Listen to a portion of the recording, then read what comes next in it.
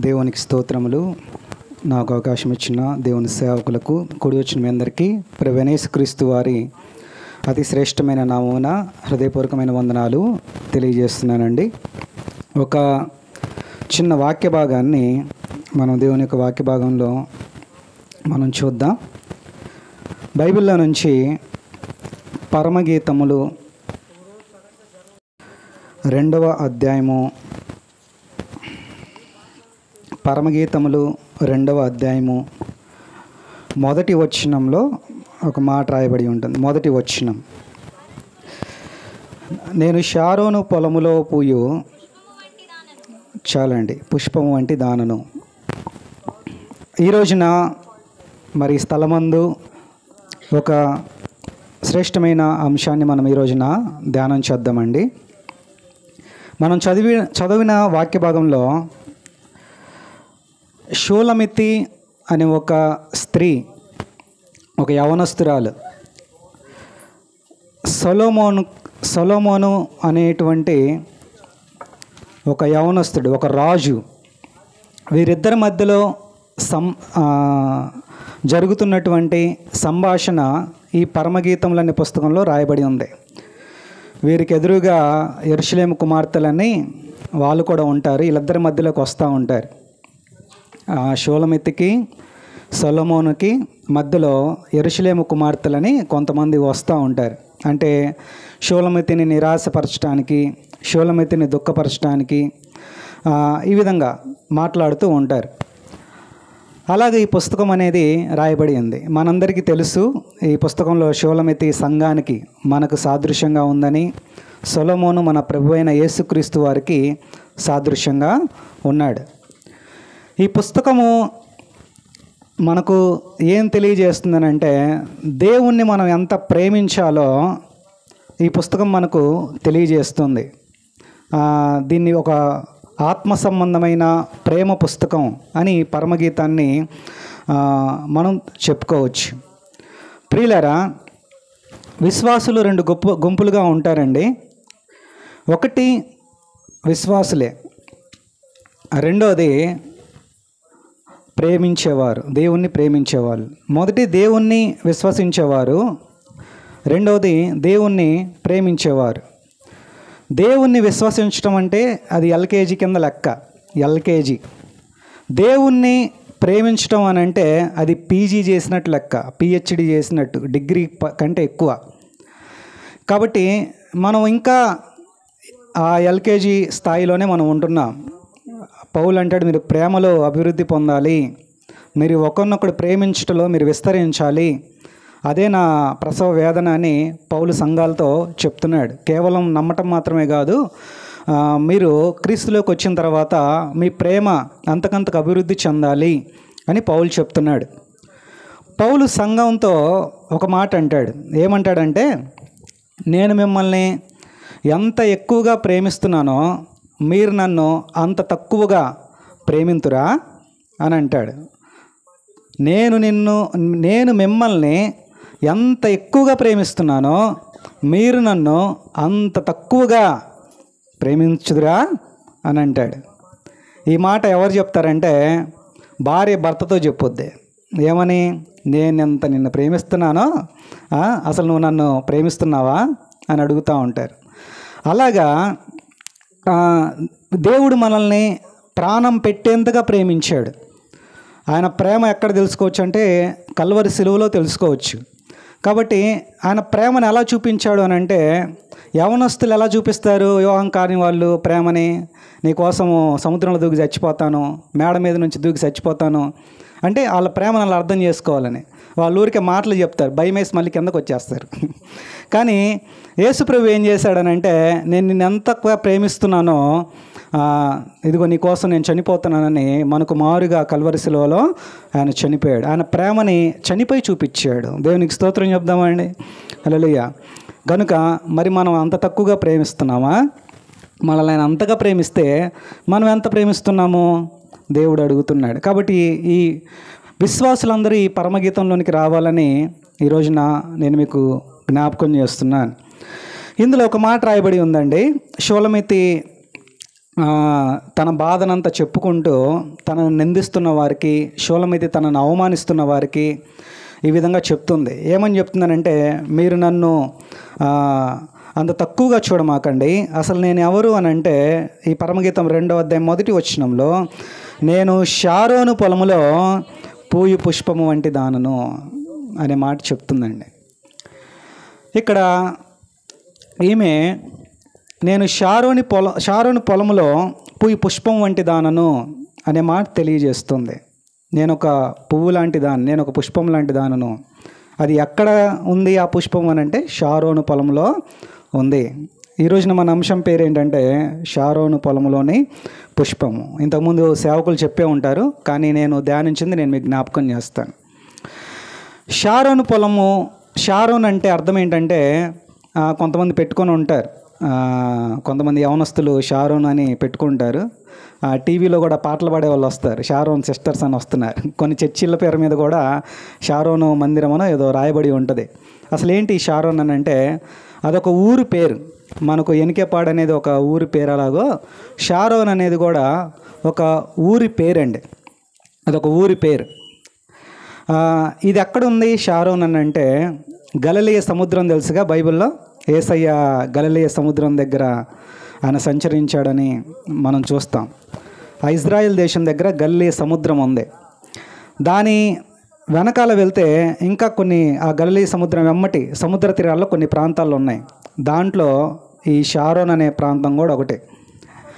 మీకు ఎలా చెప్తే అర్థమైందంటే, మనకు ఇటు పక్క వెళ్తే బందర్ బీచ్ వస్తుంది, తర్వాత కొంచెం వెనక్కి వెళ్తే చీరాల బీచ్ వస్తుంది, ఇంకా కొంచెం వెనక్కి వెళ్తే చెన్నై బీచ్ తగులుద్ది. ఇలాగా సముద్రం వెంబడి ఆ ఊర్లు మనకు కనబడతాయి. అలాగా గలిలీ అనే ప్రాంతం ఏ విధంగా అయితే ఉందో దాని వెంబడి వస్తే ఈ షారోన్ అనే ప్రాంతం కూడా ఉంది. షారోన్ అనే మాటకు అర్థం ఏంటంటే మైదానము అని అర్థం. షారోన్ అనే మాటకు అర్థం ఏంటంటే మైదానము అంటే, అది లోతు ఎత్తు కాకుండా ఒక పల్లపు ప్రదేశము ఈ షారోన్ అనే ప్రాంతం. ప్రియులరా, షూలమితి ఏమంటుందంటే, నేను షారోను పొలములో నేను ఉన్నాను, అందులో నేను పుష్పం వంటి దానను, అందులో నేను పువ్వు లాంటి దానను అని తన గురించి తాను పువ్వుతో పోల్చుకుంటుంది, వర్ణిస్తుంది. ప్రియులరా, షారోను గురించి నేను చెప్పను, కానీ షారోనులో ఉన్న పుష్పాన్ని నేను మీ ముందర పెట్టాలని ఆశపడుతున్నాను. షారోనులో ఉన్న పుష్పాలకి, ఆ షారోన్ అనే ప్రాంతంలో ఉన్నటువంటి పువ్వులకి చాలా ప్రత్యేకత ఉంది. అందును బట్టి బైబిల్లో చాలా చోట్ల షారోన్ అనే మాట రాయబడి ఉంది, చాలా ప్రాముఖ్యత సంతరించుకుంది. అందులో ఈ పువ్వుకున్న ఒక 4 లక్షణాలు చెప్తాను, జాగ్రత్తగా గమనించండి. ఈ షారోన్లో ఉన్న పువ్వులకి మిగతా వేరే పువ్వులకి తేడా ఉంది. అసలు ఈ షారోన్లో ఉన్నటువంటి పువ్వులకు ఉన్నటువంటి పుష్పాలకు ఉన్నటువంటి ప్రత్యేకత ఏంటి? అందులో మొట్టమొదటి లక్షణాన్ని నేను మీకు చూపిస్తాను. చూడండి, బైబిల్లో నుంచి యెషయా గ్రంథము 35వ అధ్యాయం. యెషయా గ్రంథము 35వ అధ్యాయము 2వ వచన భాగంలో ఈ విధంగా రాయబడి ఉంటుంది. 2వ వచనంలో, అది బహుగా పూయుచు ఉల్లసించి సంగీతములు పాడును, లెబానోను సౌందర్యము దానికి కలుగును, కర్మేలు షారోన్లకున్న సొగసు దానికి ఉండును, అది యెహోవా మహిమను మన దేవుని తేజస్సును చూచును. ఇక్కడ చూడండి, కర్మేలు షారోనులకున్న సొగస్సు దానికి ఉంటుంది అని ఒకదాని గురించి ప్రవక్త వర్ణిస్తున్నాడు. దాని సంగతి మనం పక్కన పెడితే, ఈ షారోన్కి ఏముంది అని అంటే సొగస్సు ఉంది.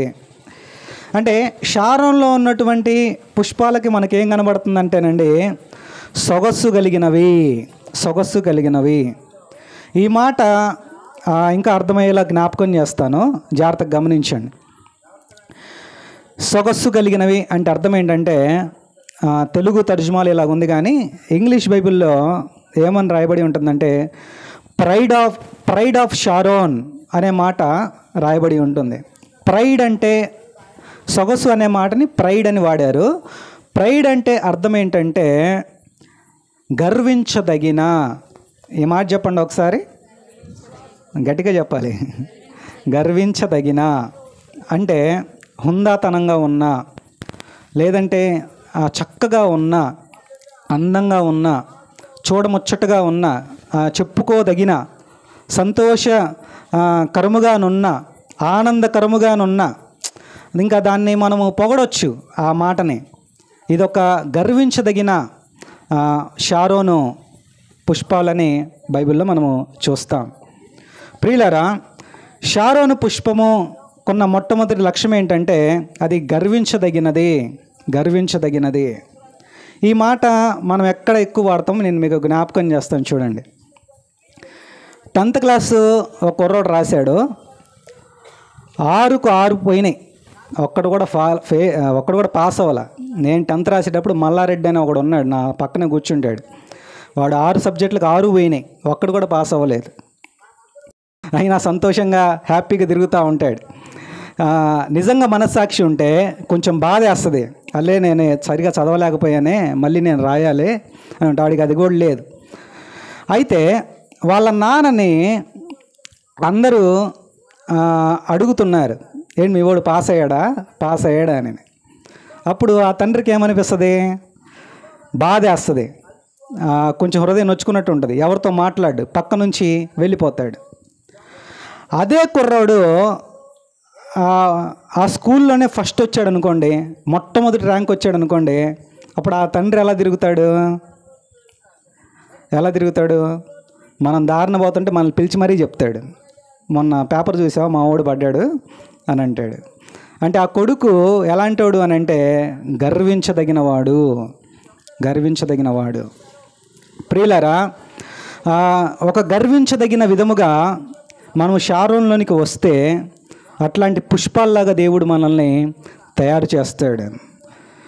ప్రియులారా, మన కుటుంబాలని గర్వించదగిన విధముగా దేవుడు దీవిస్తాడు, ఆశీర్వదిస్తాడు. అసలు గర్వించాల్సిన అంటే ఆనందించాల్సిన వాటిలో చాలామంది తల్లిదండ్రులు ఆనందించట్లా. ఎక్కడ ఆనందిస్తున్నారో చెప్తాను చూడండి. ఒకసారి నేను ఒక చుట్టాలింటికి వెళ్ళా, వరుసకు పిన్ని గారు అవుతారు. ఆమెకి ఒక కుమార్తె ఉంది. ఆమె ఊరెళ్ళిన టైంలో ఉదయం ఎప్పుడు ఊరెళ్ళిందంట, సాయంత్రం వచ్చేసరికి ఆ అమ్మాయి అన్నం వండిందంట. ఏముండింది? అన్నం వండిందంట. అది ఆమె జీవితంలో ఫస్ట్ టైం వండిందంట అమ్మాయి అన్నం వండిందంట. అన్నం వండేసరికి ఇంకా వాళ్ళమ్మ ఆ పిన్ని గారు అందరికీ ఫోన్ చేసి నా కూతురికి అన్నం వండడం వచ్చేసింది అని చెప్తుంది. ఇంతకు ఆ అమ్మాయి ఎన్ని సంవత్సరాలు తెలుసా? యవనస్తురాలకి 30 సంవత్సరాలండి. 30 సంవత్సరాలు వచ్చిన ఇంకా ఆ పిల్లకి అన్నం వండడం రాలే. దానికి చెప్పుకుంటుంది టీ పెట్టడం వచ్చేసింది, అన్నం వండడం వచ్చేసింది. దాంట్లో కాదు గర్వించదగింది. అసలు అది గర్వించదగిందా? అది గర్వించదగిన విషయం కాదు. ప్రియులరా, మనము ప్రభు కృపలో మనం గర్వించదగిన వారముగా ఉండాలి. షారోను పొలంలోని పుష్పంలాగా ఉండాలి, ఒక సొగసులాగా ఉండాలి. అసలు గర్వించదగిన మాటకి మనము ఎవరిని తీసుకోవచ్చు అంటే సమూయేలును మనం తీసుకోవచ్చు. జాగ్రత్తగా గమనించండి. హన్న సమూయేలు పుట్టంగానే తీసుకొచ్చి షీలోహ మందిరంలో వదిలిపెట్టింది. నేను ఇలా ఆలోచించాను, అసలు ఎందుకు పని మీద ఇచ్చింది హన్న సమూయేలుని? అక్కడ పాస్టర్ అవ్వాలని ఇవ్వాల సమూయేల్ని, అక్కడ న్యాయాధిపతి అవ్వాలని ఇవ్వాల హన్న సమూయేల్ని. ఎలా ఇచ్చిందంటే ఒక పని చేసే పనోళ్ళలాగా ఇచ్చింది. దానికి స్తోత్రం చెప్దామా అండి? హల్లెలూయా. ఒక పరిచారకుల్లాగా ఇచ్చింది అంతే. అక్కడ గిన్నెలు అవి పట్టుకో, అంత ఊడు చేపలై ఆ పాస్టర్ గారి దగ్గర పని చేయి అని ఒక పని వాళ్ళలాగా హన్న ఇచ్చింది. అయితే దేవుడు అలా తీసుకునేవాడు కాదు. నువ్వు అలాగిచ్చినా దేవుడు అలా తీసుకునేవాడు కాదు. నువ్వు తోకగా ఇస్తే దేవుడు దాన్ని తలగా చేస్తాడు. ప్రియులారా, హన్నా ఊహించలా, పనివాడిగానే ఇచ్చింది. దేవుడు ఏం చేశాడంటే యాజకుడిని చేశాడు. దేవుడు ఏం చేశాడంటే న్యాయాధిపతినిగా కూడా చేశాడు. అంటే ఆ కాలంలో రాజు లేడప్పుడు సమూయేలు టైంలో రాజే లెక్క. దేవుడు హన్న సమూయేలుని దేవునికి ఇస్తే దేవుడు సమూయేలుని ఏం చేశాడు అని అంటే షారోన్లని ఒక పుష్పంగా తయారు చేశాడు. గర్వించదగినగా ఒక సొగసైన జీవితాన్ని సమూయేలుకి దేవుడు ఇచ్చాడు. గనుక ప్రియులారా, మనం ఎలాగుండాలి అని అంటే, మన కుటుంబాలు ఎలాగుండాలి అని అంటే షారోనులోని పుష్పాల్లాగా ఉండాలి. ఒక ఆనందించదగిన విధంగా, గర్వించదగిన విధంగా మనం ఉండాలని ప్రభునామమున తెలియజేస్తున్నాను. రెండవ విషయాన్ని నేను మీకు జ్ఞాపకం చేస్తాను, చూడండి. పుష్పము, ఈ మాట షారోను పొలములోనే నేను పుష్పం వంటి దానను అని తెలుగులో ఉంది. అయితే ఇంగ్లీష్ బైబిల్లో ఏమని ఉంటుందంటే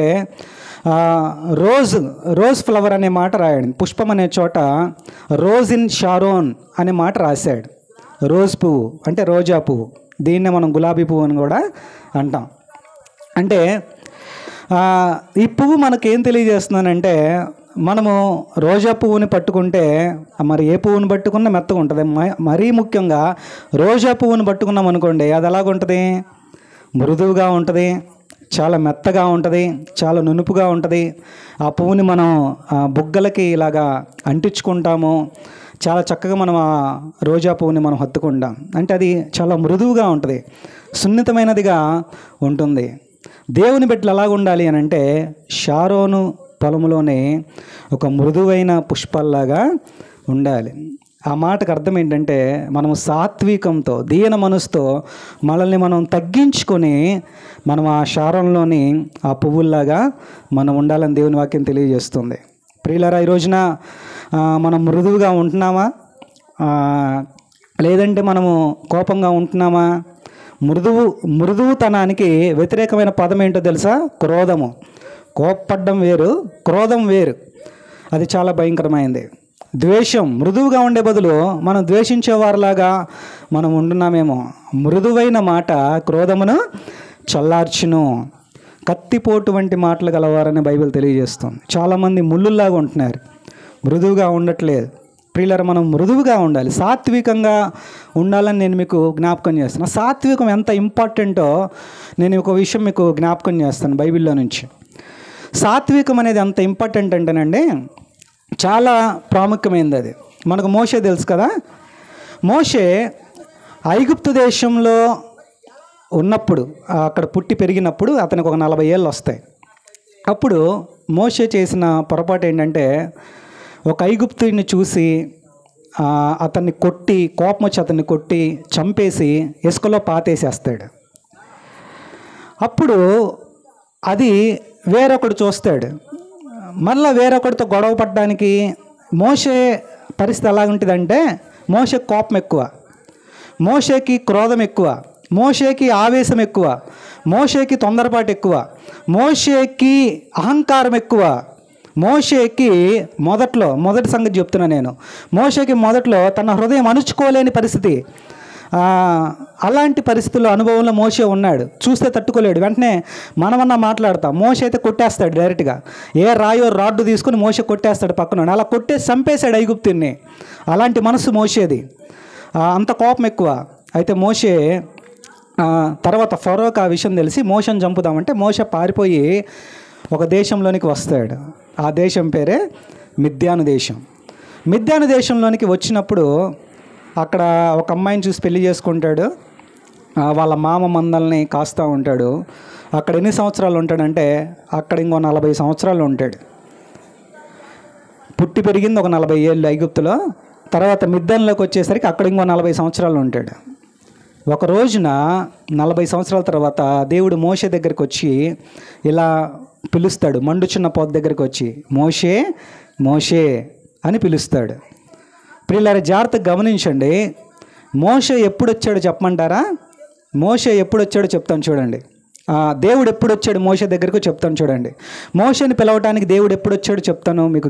మీరు జాగ్రత్తగా జ్ఞాపకం చేసుకోండి. అదేంటంటే, మోషే 40 సంవత్సరాల తర్వాత దేవుడు ఎందుకు వచ్చాడు అని అంటే, మోషే ప్రిపేర్ అవ్వటానికి, మోషే సిద్ధపడటానికి అన్ని సంవత్సరాలు పట్టుండొచ్చు. ఎందుకంటే మోషే ఏం కాస్తున్నాడు? మోషే డ్యూటీ ఏంటి? మిద్యాన్ దేశంలో గొర్రెలను గాయటం. మోషే కోపం ఎక్కువ కదా, అప్పుడు ఆ గొర్రెలను తీసుకురావాలి, గొర్రెల్ని చాలా ఓపికగా కాయాలి, గొర్రెని బొచ్చు కత్తిరించి వాని ఎదుటికి తీసుకుని వెళ్ళాలి. అలా బొచ్చు కత్తిరిస్తూ ఉంటే గొర్రె ఎలాగ ఉందంటే మోషే ఎదుట వధించు వాని దగ్గర గొర్రె ఏ విధంగా అయితే మౌనంగా ఉందో అలాగా ఆ మౌనంగా ఉంది. దాన్ని ఎంత బాధ పెడుతున్నా, బలికి తీసుకొస్తున్నా, నరుకుతున్నా కానీ గొర్రె మౌనంగా ఉంది. కోపం రావట్లే గొర్రెకి. ఇంకా గొర్రెలను చూసి చూసి గొర్రెల వెనకాల తిరిగి తిరిగి గొర్రెలను మేపి మేపి గొర్రెల చుట్టూ తిరిగి మోషే కూడా గొర్రె అయిపోయాడు. దేవునికి స్తోత్రం చెప్దామా అండి? హల్లెలూయా. మోషే కూడా ఇంకా గొర్రెలాగా అయిపోయాడు, గొర్రెలాగా తగ్గించుకున్నాడు. మృదువైన స్వభావం మోషేకి వచ్చేసేసింది. ఎంత వచ్చిందంటే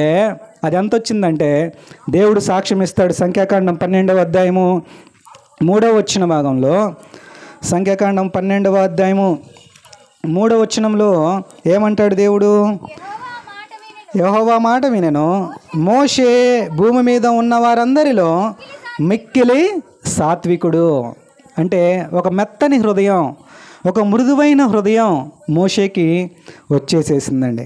మిక్కిలి సాత్వికుడు అనే మాట మనం రాస్తాడు. అంటే మోషేని దేవుడు ఎప్పుడు పిలిచాడు అని అంటే, అతడు ఎప్పుడైతే మృదువుగా మార్చబడ్డాడో, అతడు ఎప్పుడైతే సాత్వికుడు అయిపోయాడో అప్పుడు దేవుడు మోషేని పిలిచాడు. అతడు సాత్వికుడు అనడానికి రుజువు ఏంటంటే, మోషేని ఐగుప్తుకి పంపిస్తాను, నువ్వు వెళ్ళు మోషే, నీ వల్ల అవుతుంది అన్నప్పుడు మోషే ఏమంటాడు తెలుసా? ప్రభు, అది నా వల్ల కాదు, నేను ఏ పాటి వాడిను, నేను నత్తోణ్ణి, నేను శక్తి లేనోణ్ణి, నేను బలహీనుణ్ణి అనే స్థితికి మోషే వచ్చేసాడు. తనను తాను తగ్గించుకునే వాడిని దేవుడు హెచ్చిస్తాడు. ప్రియులారా, మన కుటుంబాలలో మన మనసు, దీని మనసు అనేది ఉండాలి. తగ్గించేసుకోవాలి, బాగా తగ్గించేసుకోవాలి. అన్ని విషయాల్లో మనం తగ్గింపు జీవితాన్ని కలిగి ఉండాలి. ఫ్రాన్స్ దేశంలో ఒక యవనస్తురాలు ఉందండి.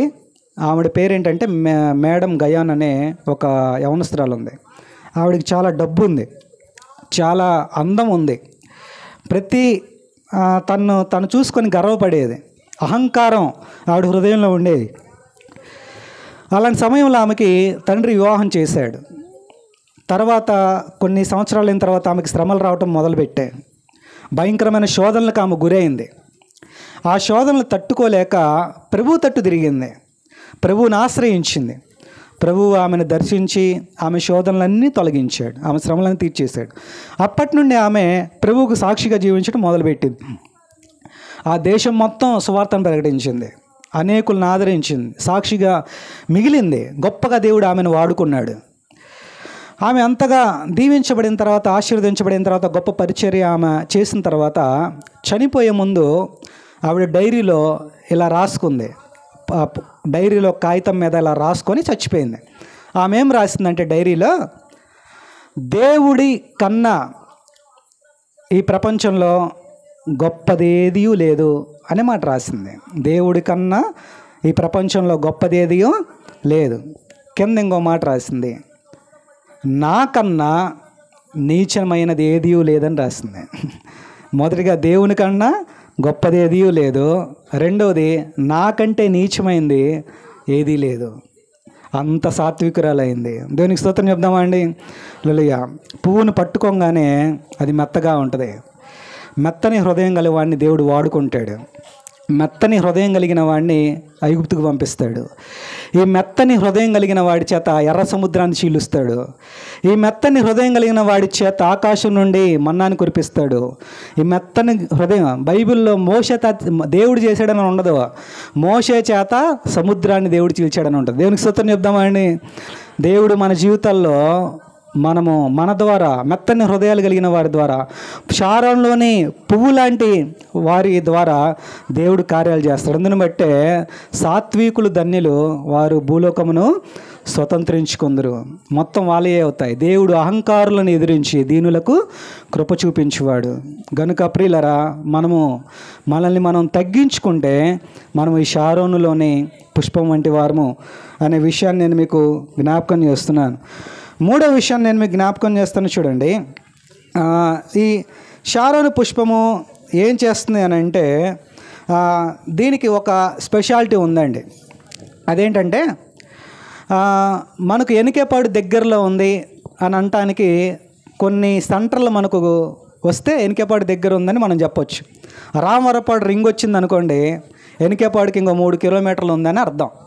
అటువైపు నిడమానూరు వచ్చిందనుకోండి, ఎనికేపాడుకి ఇంకొక కిలోమీటర్ ఉందని అర్థం.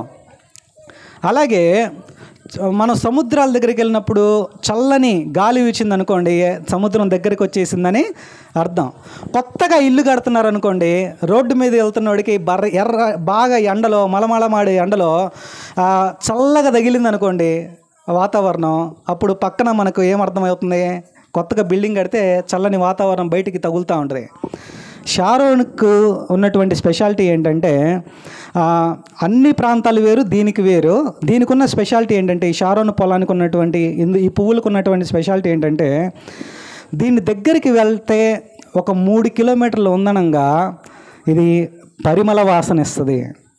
అన్ని పువ్వులు వాసన ఇస్తే నేను కాదనట్లా. దీనికి ఉన్న స్పెషాలిటీ ఏంటంటే, నువ్వు 3 కిలోమీటర్ల దూరంలోనే ఈ వాసన పసిగట్టేయచ్చు. దేనికి స్తోత్రం చెప్దామా అండి?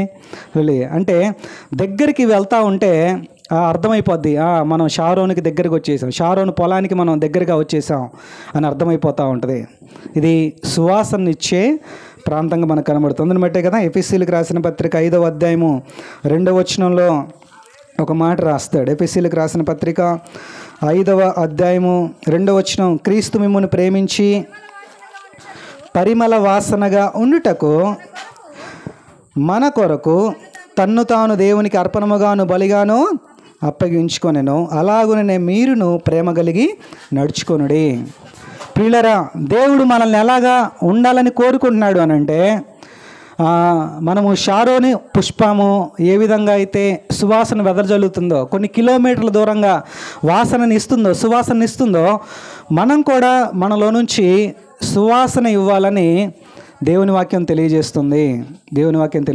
కనుక మనలో నుంచి పరిమళ వాసన రావాలి.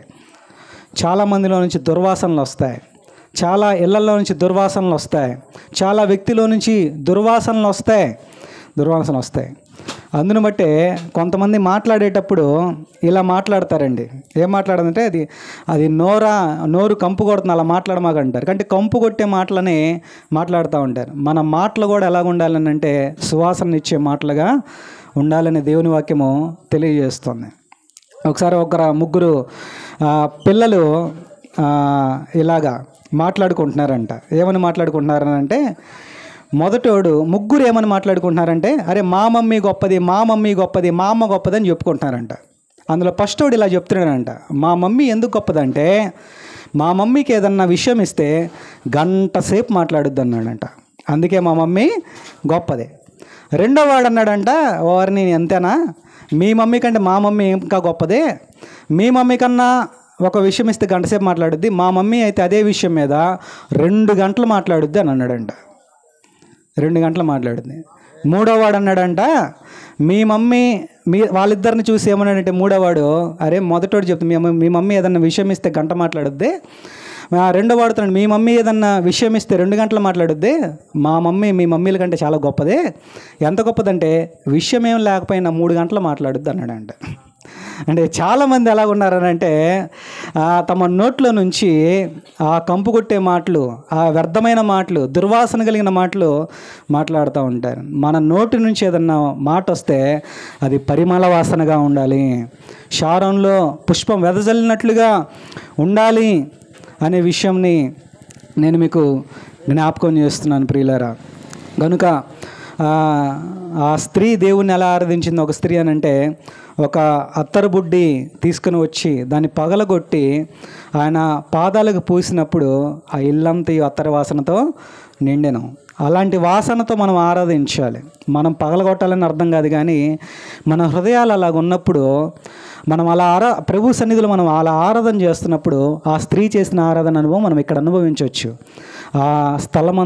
ఈ స్థలమంతయు పరిమళ వాసనతో నిండుద్ది. కనుక ప్రియులారా, షారోను పొలంలోని ఆ పుష్పాలు పరిమళ వాసనని కొన్ని కిలోమీటర్లు వదులుతూ ఉంటాయి అనే విషయాన్ని నేను మీకు జ్ఞాపకం చేస్తాను. ఆఖరి మాట చెప్పి నేను ముగించేస్తాను. చూడండి, ఇందులో ఉన్న పుష్పాలకు ఉన్నటువంటి ఆఖరి లక్షణం ఏంటంటే, చూడండి, యెషయా గ్రంథం 33వ అధ్యాయము 9వ వచన భాగంలో ఒక మాట రాయబడి ఉంటుంది. 33వ అధ్యాయం 9వ వచ్చిన భాగంలో, దేశము దుఃఖించి క్షీణించుచున్నది, లెబానోను సిగ్గుపడి వాడిపోవచ్చున్నది, షారోను ఎడారి ఆయను, బాషాను కర్మేలను తమ చెట్ల ఆకులను రాల్చుకొనుచున్నవి. చాలండి. మనము ఏ పుష్పాలని మనం తీసుకున్నా, అది షారోను పుష్పాలైనా ఏ పుష్పాలైనా మనం తీసుకున్నా, అవి చివరికి ఏమవుతాయి అని అంటే అవి వాడిపోతాయి, అవి రాలిపోతాయి, అవి ఒక ఎడారి కలిగిన ప్రాంతంగా అవి మిగిలిపోతాయి. అంటే అర్థం ఏంటంటే ఈ పుష్పాలు మనకేం సూచిస్తున్నాయి అని అంటే జీవితం అశాశ్వతమైనది, ఈ లోకం మంది కాదు అనే విషయాన్ని పుష్పాలు సూచిస్తున్నాయి. అందుని బట్టే కదా ఆ పువ్వులను పెట్టి పాటలు రాస్తూ ఉంటాయి. పువ్వు లాంటిది ఈ జీవితం రాలిపోతుంది అని అంటూ ఉంటారు. ఒక పువ్వు లైఫ్ స్పాన్ ఎంత అంటే, దాని జీవితకాలం ఎంత అంటే మహా అంటే 10 రోజులు, ఒక 2 వారాలు ఉంటుంది అంతే, అది మరలా వాడిపోతుంది. కాబట్టి ప్రియులారా, ఇది అశాశ్వతమైంది. మనం ఎక్కడ ఉండాల్సిన వాళ్ళం కాదు. మీకు ఒక విషయం చెప్తాను, మీరు ఎప్పుడైనా ఆలోచించారేమో, నేను ఆ విషయం జ్ఞాపకం చేస్తాను. ఈ డేట్ ఏంటండి? ఇదే సంవత్సరం? గట్టిగా చెప్పండి. అంత ఇంగ్లీష్ మీడియంలో కాదు, తెలుగు మీడియంలో చెప్పండి. ఏ సంవత్సరం ఇది? 2024. నేను ఒక ప్రశ్న అడుగుతాను, దానికి మీరు చెయ్యెత్తాలి. ఒక 100 సంవత్సరాలు దాటితే ఒక సంవత్సరం వస్తుంది. 2124. ఇప్పటికి ఒక 100 ఏళ్ళు యాడ్ చేస్తే 2124. ఈ రోడ్లు ఎవరుంటారో ఒకసారి చేతులు ఎత్తే వాళ్ళని చూస్తా నేను. ఈ వీధిలో 2124లో మీలో ఎవరన్నా ఒకళ్ళు ఉంటే, చిన్న పిల్లలైనా పర్లేదు, చెయ్యెత్తితే ఒకసారి చూసి వాళ్ళకి దండం పెట్టి వెళ్ళిపోతామా సింగినగర్కి. అంటే 2124కి ఇక్కడ కూర్చున్న మనం అందరం ఎవరు కూడా ఉండం. అంటే ఈ జీవితం అశాశ్వతమైంది, దాన్ని గుర్తుపెట్టుకోవాలి. ఎప్పుడు రాలిపోతామో తెలియదు, ఎప్పుడు వాడిపోతామో తెలియదు. ఒకళ్ళ తర్వాత మనదంతా ఒక ప్రయాణం లాంటిదండి. ఇక్కడ నుంచి హుబ్లీ వెళ్ళామనుకోండి, అందరం హుబ్లీలో దిగాలని రూల్ ఏం లేదు. కృష్ణాకి వెళ్ళడం దిగిపోయే వాళ్ళు ఒకళ్ళు ఉంటారు, మంగళగిరిలో దిగిపోయే వాళ్ళు ఒకళ్ళు ఉంటారు, గుంటూరులో దిగిపోయే వాళ్ళు ఒకడు ఉంటాడు, తర్వాత వినకొండలో దిగిపోయాడు ఒకడు ఉంటాడు. చివరికి లాస్ట్లో దేవుని కృపను బట్టి దేవుడు జాలి తెలిస్తే హుబ్లీలోనే దిగిపోయాడు ఉంటాడు. దిగడం మాత్రం కన్ఫామ్. అర్థమైందా? ఇందులో మాత్రం ఎవరు ఉండలేరు. మనం అందరం ప్రయాణమే, మనం ట్రైన్లో ఉన్నాం. మీరు ఒక విషయం గుర్తుపెట్టుకోవాలి, ఆకాశం వైపు చూడండి ఒకసారి. చూస్తే మీరు జాగ్రత్తగా గమనిస్తే, చంద్రుడిని మీరు గమనిస్తే, నక్షత్రాలు మీరు గమనిస్తే, చంద్రుడు కదులుతూ ఉంటాడుగా. అంటే అర్థం ఏంటి? మనం కదులుతున్నాం, ప్రయాణం చేస్తున్నాం. మంది ప్రయాణం అది మంది స్థిరమైంది కాదు, అందుకే దేవుడు కదిలిస్తున్నాడు. దేవుడికి తెలుసు దీన్ని కాన్స్టాంట్గా ఉంచడం, అంటే దీనిని స్థిరంగా ఉంచడం దేవుడికి తెలుసు. దీని స్థిరంగా ఉందని మనం ఎక్కడ అనుకుంటామని దేవుడు తిప్పుతున్నాడు దీన్ని, అంతే. అంటే ఇది స్థిరమైంది కాదు, నువ్వు తిరుగుతున్నావురా నాయనా, నువ్వు ఒక ట్రైన్లో ఉన్నా, నువ్వు ఏదో ఒక రోజున దిగాల్సిందే అనే విషయాన్ని బట్టి దేవుడు తిప్పుతున్నాడు, అంతే. గనుక ప్రియులారా, ఈ పుష్పాలు మనకేం నేర్పిస్తాయి అని అంటే, జీవితం అశాశ్వతమైంది, మనం ఇక్కడ ఉండాల్సిన వాళ్ళము కాదు అనే విషయాన్ని మనం గుర్తుపెట్టుకోవాలి. ఎందుకు గుర్తుపెట్టుకోవాలనంటే, మనం ఎలా జీవిస్తున్నాము అని అంటే, ఇక్కడ ఉండేటట్లుగా మనం జీవిస్తున్నాం. మన ఆశలు మన కోరికలు ఎలాగ ఉంటాయంటే, ఇంకెక్కడే ఉండిపోతాం, ఇక్కడే సెటిల్ అన్నట్టుగా మనం ఉంటాం. అందుని బట్టే మీరు శవాన్ని పెట్టినప్పుడు, డెడ్ బాడీని టెంట్ కింద పెట్టినప్పుడు పక్కన ప్యాకాట ఆడుతూ ఉంటారు. మీరు ఎప్పుడైనా గమనిస్తూ ఉండండి. అంటే వాళ్ళ దృష్టిలో ఏంటి అర్థం? మేము అందులోకి వెళ్ళాం, మేము ఇంక ఇక్కడే ప్యాకాట ఆడుతూ కూర్చుంటామని అర్థం. అదొకటి గుర్తుపెట్టుకోవాలి. కానీ నీకు ఆ శవాన్ని చూసినప్పుడు నీ హృదయంలో ఏం పుట్టాలి అని అంటే, దేవుని అందలి భయం పుట్టాలి. నేను కూడా ఏదో ఒక రోజున అందులోకి వెళ్ళాల్సి వాడిని. నేను ఒకసారి ఒక సమాధి కార్యక్రమానికి వెళ్ళినప్పుడు ఒక పేరు చదివే, దాని మీద, ఆ సమాధి మీద ఇలా రాసింది, నేడు నేను రేపు నువ్వని రాసింది దాని మీద. అంటే ఈరోజు నేనున్నాను, రేపు నువ్వు ఉంటావు అనే విషయం రాదు. కాబట్టి శారంలోని పుష్పాలైన ఏ పుష్పాలైన త్వరలో వాడి జీవితం అశాశ్వతమైంది. అందుని బట్టి నేను చెప్పాల్సుకున్న విషయం ఏంటంటేనండి, ముగిస్తున్నాను, అదేంటంటే, ఒక సామెత ఉంది, 6 నెలలు బతికినా హంసలాగా బతకాలి. 6 నెలలు మనం ఇక్కడ కొంతకాలం 20 ఏళ్ళు మనం జీవించిన షారోను పుష్పంలాగా జీవించాలి. మనము ఒక దేవుడు గర్వించదగిన విధంగా, మన తల్లిదండ్రులు, మన కుటుంబీకులు, సంఘము గర్వించదగిన విధంగా మనము జీవించాలి. మనము కొంతకాలం బతికిన మనం మృదువుగా దీన మనసు కలిగి మనము జీవించాలి. మనము కొంతకాలం బతికిన సువాసన కలిగిన జీవితంలాగా మనము జీవించాలి. మనం కొంతకాలం బతికిన మందిది కాదన్నట్టుగా మనము దేవుని అందలి ఎదురు చూస్తూ మనం బ్రతకాలి. గనుక షూలమితి చెప్తుంది, నేను షారోను పొలంలోని పుష్పం వంటిదానన. దేవుడు మనల్ని అందరినీ షారోను పొలంలోని పుష్పం వలె ఫలింపచేయునుగాక. ఆమేన్.